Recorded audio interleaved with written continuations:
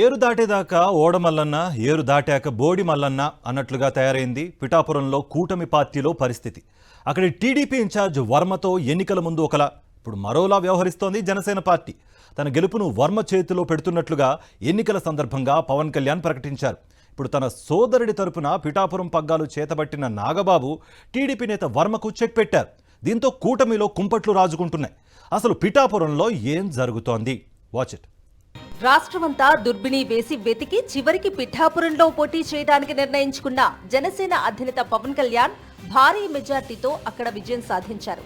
కూటమి పొత్తుల్లో భాగంగా జనసేనకు పిఠాపురం సీటు కేటాయించడంతో అక్కడి టీడీపీ ఇన్ఛార్జ్ ఎస్వీఎస్ వర్మ తన సీటు పోతుందని తీవ్ర అసంతృప్తిని వ్యక్తం చేశారు. అయితే పార్టీ అధినేత చంద్రబాబు ఆయన్ను బుజ్జగించి పవన్ విజయానికి సహకరించాలని సూచించారు. వర్మ కూడా పవన్ కోసం ప్రచారం చేశారు. సీటు త్యాగం చేసిన వర్మకు పవన్ తగు విధంగా గౌరవం ఇచ్చారు. తన గెలుపును వర్మ చేతుల్లో పెడుతున్నానని ఎన్నికలకు ముందు పవన్ బహిరంగంగానే ప్రకటించారు. పవన్ గెలిచి ఇప్పుడు కూటమి ప్రభుత్వంలో 6 శాఖలకు మంత్రిగా బాధ్యతలు నిర్వహిస్తున్నారు.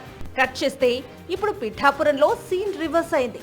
ఎన్నికల్లో పవన్ విజయానికి సహకరించిన వర్మతో పాటు మొత్తంగా టీడీపీ క్యాడర్ కు పిఠాపురం నియోజకవర్గంలో చెక్ పెట్టింది జనసేన పార్టీ. 2 రోజుల క్రిందట ఆ పార్టీ ప్రధాన కార్యదర్శి పవన్ సోదరుడు నాగబాబు ప్రభుత్వ అధికారులతో సమావేశం నిర్వహించారు. ఈ సమావేశంలో అధికారులకు కొన్ని స్పష్టమైన ఆదేశాలిచ్చారు నాగబాబు. నియోజకవర్గంలో ఏ పని చేయాలన్నా పవన్ దృష్టికి లేదా పిఠాపురం జనసేన ఇన్ఛార్జ్ మర్రెడ్డి శ్రీనివాస్ దృష్టికి తీసుకురావాలని వెల్లడించారు. నియోజకవర్గంలో పనుల గురించి ఇతర పార్టీల వారికి చెప్పాల్సిన పని లేదని స్పష్టం చేశారు. ఇండైరెక్ట్ గా వర్మను టీడీపీ నాయకులను ఉద్దేశించి నాగబాబు ఈ కామెంట్స్ చేశారు.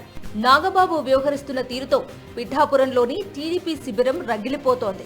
ముఖ్యంగా మాజీ ఎమ్మెల్యే పవన్ విజయానికి కృషి చేసిన వర్మ తీవ్ర అసహనం వ్యక్తం చేస్తున్నారు. అవసరానికి తమను వాడుకొని ఎన్నికల్లో గెలిచాక పక్కన పెట్టేయడమేనా అంటూ ఆగ్రహం వ్యక్తం చేస్తున్నారు. పవన్ కోసం తన సీటును త్యాగం చేసిన వర్మకు జనసేన ఇచ్చే గౌరవం ఇదేనా అంటూ టీడీపీ క్యాడర్ ఆవేదన వ్యక్తం చేస్తున్నారు. ప్రజా ప్రతినిధి కాని ఒక పార్టీ ప్రధాన కార్యదర్శి అధికారులకు హుకుం జారీ చేయడం ఏంటంటూ నాగబాబు తీరును విమర్శిస్తున్నారు. పవన్ గెలుపు కోసం పనిచేసిన తమకు అడుగడుగునా అవమానాలు ఎదురవుతున్నాయని ఇటీవల జరిగిన కొన్ని ఘటనలను గుర్తు తెచ్చుకుంటున్నారు. ఎన్నికల ఫలితాల అనంతరం వన్నెపూడిలో పర్యటించిన వర్మపై జనసేన దాడి చేసింది. రాళ్లు కర్రలతో ఆయన కారు అద్దాలను పగలగొట్టారు. తాటిపర్తిలోని అమ్మవారి ఆలయ నిర్వహణ తెలుగుదేశం చేతుల్లోకి వెళ్లకుండా స్థానిక జనసేన నాయకులు అడ్డుకున్నారు. పిఠాపురంలో జరుగుతున్న వరుస ఘటనలు టీడీపీకి అడ్డుకట్ట వేసేలా ఉన్నాయనే కామెంట్స్ వినిపిస్తున్నాయి. జనసేన వ్యవహరిస్తున్న తీరును వర్మ అనుచరులు సహించలేకపోతున్నారు.